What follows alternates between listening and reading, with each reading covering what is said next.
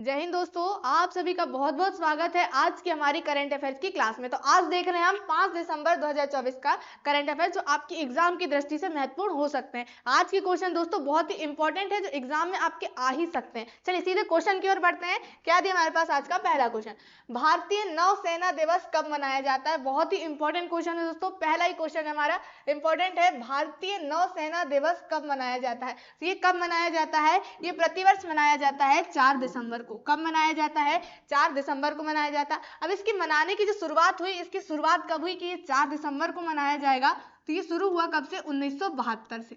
1972 से ये है प्रतिवर्ष मनाया जा रहा है 4 दिसंबर को भारतीय नौसेना दिवस। अब इसका भी एक कारण है दोस्तों, आप लोगों को याद होगा 1971 में क्या हुआ था, भारत और पाकिस्तान का युद्ध कब हुआ था। 1971 में क्या हुआ था, इंडिया वर्सेस पाकिस्तान का युद्ध हुआ था। यहाँ पर इंडिया और पाकिस्तान के बीच युद्ध हुआ था। कब हुआ था ये भी याद रखिए, 1971 में। इसमें क्या हुआ था, 3 दिसंबर को। कब, डेट याद रखिए, 3 दिसंबर।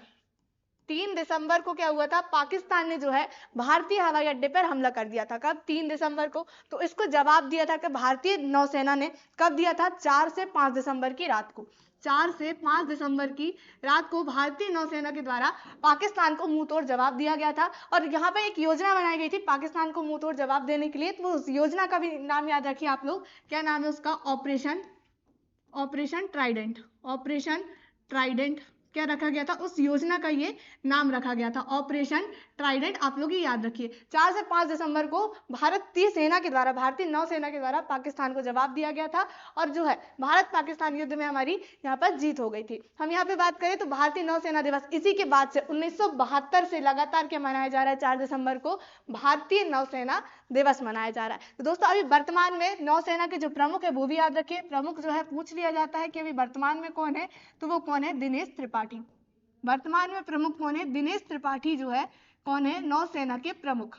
दिनेश त्रिपाठी नौसेना के क्या है, प्रमुख। भारतीय नौसेना दिवस कब मनाया जाता है, 4 दिसंबर को। दोस्तों आप लोग कमेंट्स में बताइए कि अभी भारतीय थल सेना के प्रमुख कौन है। भारतीय थल सेना के प्रमुख कौन है, आप लोग जल्दी से कमेंट्स में यहाँ पर बता दीजिए। चलिए आगे बढ़ते हैं। अब अगला, हाल ही में किसे वर्ल्ड क्राफ्ट सिटी का टैग मिला है। वर्ल्ड क्राफ्ट सिटी का जो टैग मिला है वो किसे मिला है, श्रीनगर को। किसे मिला है, श्रीनगर को जो है ये टैग मिला है। और ये भारत का चौथा शहर है।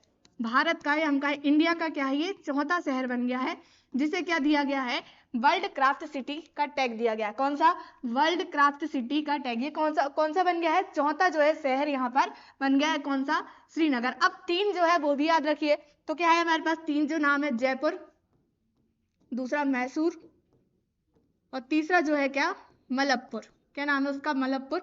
ये आप लोग याद रखिए, जयपुर, मैसूर और मलप्पुर। अभी चौथा जो क्या वर्ल्ड क्राफ्ट सिटी का टैग मिल गया है, तो किसे मिल गया है, श्रीनगर को यहाँ पर मिल गया। श्रीनगर क्या है, जम्मू कश्मीर की राजधानी। चलिए आगे बढ़ते हैं। अगला क्वेश्चन है हमारे पास, हाल ही में रातापानी अभ्यारण्य किस राज्य का 9वां टाइगर रिजर्व बना है। दोस्तों कल भी मैंने आपको बता दिया था कि रातापानी अभ्यारण्य जो है किस राज्य में आता है, ये आता है मध्य प्रदेश में। कहाँ आता है ये, मध्य प्रदेश में आता है। और ये क्या बन गया है, 9वां टाइगर रिजर्व बन गया है। 9वां टाइगर रिजर्व। और ये कब बना है ये भी याद रखिए, ये बना है 2 दिसंबर को। 2 दिसंबर 2024 को ये क्या बन गया है, टाइगर रिजर्व बन गया। एक और चीज याद रखिए, 8वां भी अभी बना है 1 दिसंबर को। इससे एक दिन पहले बना है, 1 दिसंबर को 8वां नंबर का बना है। और कौन सा बन गया है, माधव नेशनल पार्क। क्या बना दिया गया है, tiger reserve. Madhav tiger reserve बना दिया गया है 1 दिसंबर को 8वें नंबर का। चलिए हम यहाँ पर बात कर लेते हैं 7 और जो कौन से हैं मध्य प्रदेश के टाइगर रिजर्व, उनका नाम बात कर लेते हैं। सबसे पहला भी याद रखिए, फर्स्ट है, बहुत इंपॉर्टेंट है, कान्हा किसली। कान्हा किसली राष्ट्रीय उद्यान, ये क्या है, टाइगर रिजर्व में शामिल है। और ये पहला जो है टाइगर रिजर्व या प्रोजेक्ट टाइगर में शामिल होने वाला राष्ट्रीय उद्यान है। ये कब, कहाँ आता है कान्हा किसली, ये आता है मंडला में, मध्य प्रदेश के कहाँ पर, मंडला जिले में ये आता है। और बाकी के नाम भी याद रखिए। दूसरा क्या हमारे पास, पन्ना। तीसरा बांधवगढ़ नेशनल पार्क।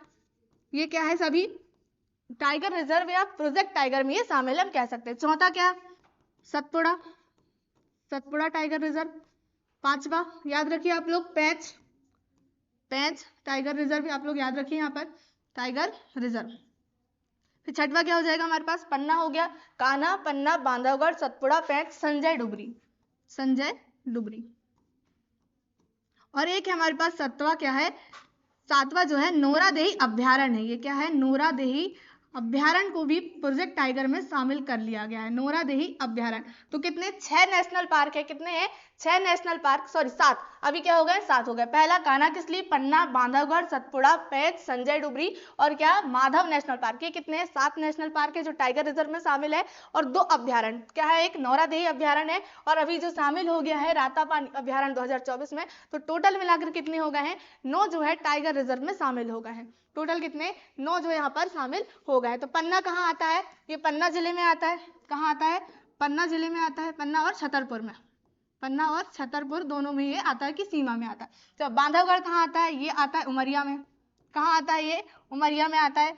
सतपुड़ा कहाँ आता है, ये आता है होशंगाबाद में, सतपुड़ा कहाँ आता है, ये होशंगाबाद में आता है। होशंगाबाद का नाम बदल के क्या कर दिया गया है, नर्मदापुरम कर दिया गया है, तो नर्मदापुरम याद रखिए आप लोग। पेंच कहाँ आता है, सिवनी में। संजय डुबरी कहाँ आता है, सीधी जिला, संजय कहाँ आता है, संजय डुबरी सीधी। नोरादेही अभ्यारण्य ये कहाँ है, सागर जिले में, कहाँ पर है, सागर जिले में। यहाँ पर याद रखिए कौन सा, माधव नेशनल पार्क ये कहाँ है, शिवपुरी में, मध्य प्रदेश के शिवपुरी में।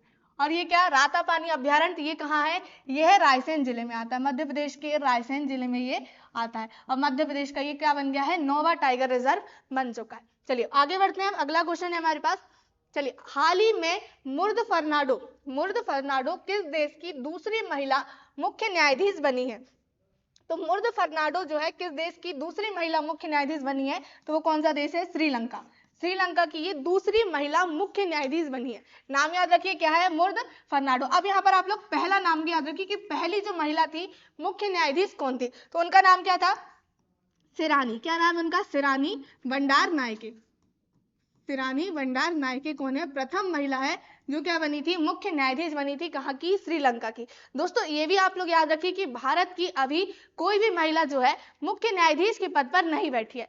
भारत की कोई भी महिला मुख्य न्यायाधीश के पद पर नहीं बैठी है, आप लोग याद रखिए। बस एक नाम याद रखिए क्या आप लोग, फातिमा बीवी का। क्या नाम उनका, फातिमा बीवी। ये कौन बनी थी, ये भारत का हमारा सर्वोच्च न्यायालय उसकी प्रथम महिला न्यायाधीश बनी है, प्रथम महिला न्यायाधीश। क्या नाम है उनका, फातिमा बीवी, प्रथम महिला न्यायाधीश बनी है, ना कि ये मुख्य न्यायाधीश बनी है। क्या बनी है, न्यायाधीश के पद पर बैठी है कौन, फातिमा बीवी। आप लोग एक और चीज याद रखिए, लीला सेठ। लीला सेठ एक और उनकी क्या नाम है इनका, महिला लीला सेठ। अब ये कौन है, तो ये बनी है उच्चतम न्यायालय की, सॉरी उच्च न्यायालय की, उच्चतम नहीं उच्च न्यायालय की मुख्य न्यायाधीश के पद पर ये बैठी है। उच्च न्यायालय की ये मुख्य न्यायाधीश बनी है, मुख्य न्यायाधीश कौन बनी है, लीला सेठ। अब ये किस राज्य की बनी है, तो ये बनी है हिमाचल प्रदेश की। उच्च न्यायालय कौन से उच्च न्यायालय, हिमाचल प्रदेश के उच्च न्यायालय की ये मुख्य न्यायाधीश बनी है, कौन, लीला सेठ। और जो सुप्रीम कोर्ट की प्रथम महिला न्यायाधीश है वो कौन है, फातिमा बीवी। तो आप लोग कंफ्यूज नहीं होंगे, उच्च न्यायालय यानी क्या होता है, जो राज्य का हाई कोर्ट उसे क्या कहते हैं हम, उच्च न्यायालय। और सुप्रीम कोर्ट या उच्चतम न्यायालय क्या होता है, ये भारत का जो होता है वो एक ही होता है। और उच्च न्यायालय क्या होते हैं, हाई कोर्ट जो भारत के राज्यों में होते हैं।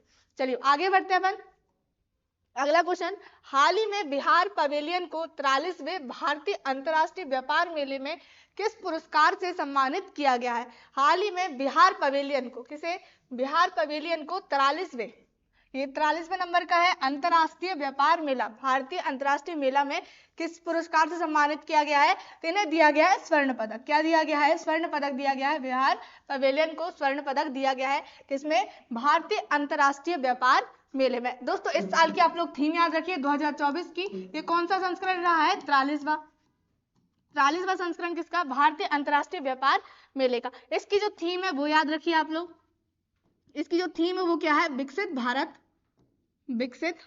2047, विकसित भारत 2047 क्या रखी गई है, इसकी जो है मुख्य थीम रखी गई है, किसकी, भारतीय अंतर्राष्ट्रीय व्यापार मेले की। चलिए अब आगे बढ़ते हैं, अगला क्वेश्चन है हमारे पास। हाल ही में यूनेस्को ने किस भारतीय राज्य को हेरिटेज पर्यटन के लिए टॉप डेस्टिनेशन घोषित किया है। तो किस राज्य को हेरिटेज पर्यटन के लिए टॉप डेस्टिनेशन घोषित किया है, तो किस राज्य को, पश्चिम बंगाल ने। किसके द्वारा घोषित किया गया है, ये यूनेस्को के द्वारा। तो आप लोग कमेंट्स में जल्दी से बताइए यूनेस्को का फुल फॉर्म क्या है, यूनेस्को का फुल फॉर्म आप लोग कमेंट्स में बताइए। चलिए आगे देखते हैं अगला क्वेश्चन। हाल ही में अंतर्राष्ट्रीय समुद्री सम्मेलन कहाँ आयोजित किया जाता है। हाल ही में अंतर्राष्ट्रीय समुद्री सम्मेलन जो है कहाँ आयोजित किया जाएगा? तो कहाँ किया जाएगा? चेन्नई में। कहाँ पर? चेन्नई में जो है अंतर्राष्ट्रीय समुद्री सम्मेलन जो है यहाँ पर आयोजित किया जाएगा। चलिए आगे देखते हैं, अगला क्वेश्चन है हमारे पास, हाल ही में किस देश में इमरजेंसी लगाई गई है? हाल ही में किस देश में इमरजेंसी लगाई गई है? तो ये कहाँ? दक्षिण कोरिया। दक्षिण कोरिया में क्या लगाई गई? अभी इमरजेंसी, आपातकाल अभी लगाया गया। चलिए आगे बढ़ते हैं, अगला है हमारे पास क्वेश्चन, हाल ही में कौन पहली बार दृष्टिबाधित महिला T20 विश्व कप की मेजबानी करेगा? पहली बार जो है दृष्टिबाधित महिला T20 वर्ल्ड कप होता है, तो इसकी जो मेजबानी करेगा पहली बार, वो कौन करेगा? अपना भारत देश। भारत देश पहली बार जो है दृष्टिबाधित महिला T20 वर्ल्ड कप की मेजबानी यहाँ पर करने वाला है। चलिए आगे बढ़ते हैं, अगला क्वेश्चन है हमारे पास, हाल ही में किसने Aster Guardians Global Nursing Award, कौन सा अवार्ड दोस्तों? याद रखिए, Aster Guardians Global Nursing Award 2024 जीता है। तो किसने? नाम याद रखिए आप लोग, मारिया विक्टोरिया जुआन। मारिया विक्टोरिया जुआन ने क्या किया है? Aster Guardians Global Nursing Award 2024 जीता है। चलिए आगे बढ़ते हैं, अगला क्वेश्चन है हमारे पास, क्या दिया गया है? हाल ही में ऑक्सफोर्ड यूनिवर्सिटी ने किसे वर्ड ऑफ द ईयर घोषित किया है? हाल ही में ऑक्सफोर्ड यूनिवर्सिटी, कौन सी यूनिवर्सिटी? नाम याद रखिए, ऑक्सफोर्ड यूनिवर्सिटी ने किसे वर्ड ऑफ द ईयर घोषित किया है? तो किसे? ब्रेन रोड को। किसे? ब्रेन रोड को जो है वर्ड ऑफ द ईयर घोषित किया है ऑक्सफोर्ड यूनिवर्सिटी के द्वारा।